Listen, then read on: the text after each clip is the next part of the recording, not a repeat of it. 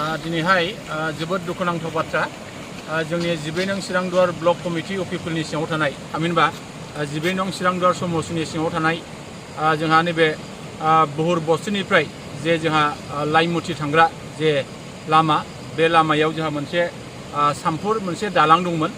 बे दालाङा दिनै मोनायाव गोबां जुब जुब अखा हानायनि गेजेरजों बे दालाङा दिनै दहला बायनानै दा लुंथ्रिनानै दा दङ। दिनैहाय बे ओनसोलाव थांग्रा गोबां गुबुन गुबुन जायगानिफ्राय थांग्रा गोबां रायजो राजाफ्रा गोबां जेंना बेजों भुगिनांनानै दङ आरो बे जेंनाखौ दिनैहाय गोबां रायजो राजाफ्रा सैनांनानै दङ। आङो बेखौनो खावलायनो लुबैदों जाहाथे नैबे थांलाय फैलाय जे जोंहा दालां दङमोन बे दालाङा दिनैहाय बायनानै थांनायनि उनावहाय जोंहा दहला गोग्लैनानै लुंहैनायनि थाखाय दिनै थांनाय फैनायनि जेंनाया गोबां जानानै दङ। दा बेनिखायनो बे दालांखौ थाबैनो माबा मोनसे सरकारनि अनसुंथाइनि गेजेरजों मोनफुंनो हायोबा जोंनि बे नोगोरारिफ्रा रायजो राजाफ्रा थांलाय फैलायनि जे सुबिदा बेखौ मोननो हागोन आं बेखौ मिजिं खालामदों। दा जोंहा बे लाइमुथि ओनसोलनिफ्राय दिनै 30थासो गामि बे गामिनि रायजो राजाफ्रा दिनै रुनिखाथा दिनैहाय खुंग्रिं आरो जोंहा गुबुन गुबुन जायगायाव दिनै थांनो गोनां जायो आरो बे ओनसोलनि जोंहा उन्दै उन्दै फंबाय बिनानावमोन बिथांमोनहा बे जायगानिफ्राय गुबुन जायगायाव थामहिनबा जोंहा खुंग्रिङाव रुनिखाथायाव आरो गुबुन गुबुन जोंहा जायगाफ्राव फरायहैनाय फरायसा फरायसुलि दङ। दा बिथांमोना थांनाय फैनायाव गोबां जेंना जानानै दङ। आङो बिटिआर खुंथाय सरकारखौ बेखौनो खावलायनो लुबैदों जाहाथे बे जेंनाखौ थाबैनो एसे बोस्रांनानै होयोबा निसय रायजो राजाफ्रा खोब मोजां मोनगोन।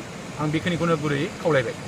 मोनसे ओनसोलाव थानाय जिनाखि बे सामफुर दालां जिनाखि दङ दिनै बे गोबां अखानि गेजेरजों गोबां बेबायदिनो दै बाना जानायजों दिनै बे सामफुर दालाङा दिनै खजानानै थांबाय एबा खुरखानानै थांबाय। दा बेनिखायनो जोङो गोबां बेबायदिनो थांलाय फैलाय जोंहा हान्थिनांगौ जानायलाय दिनै गोबां खस्थ' मोनबाय। फरायसा फरायसुलिफोर दङ आरो बेजों लोगोसे बिजनेस फालांगि गोबां मावग्राफोर दङ। दा दिनै थांलाय फैलाय खालामनो बिराद गोब्राब जाबाय।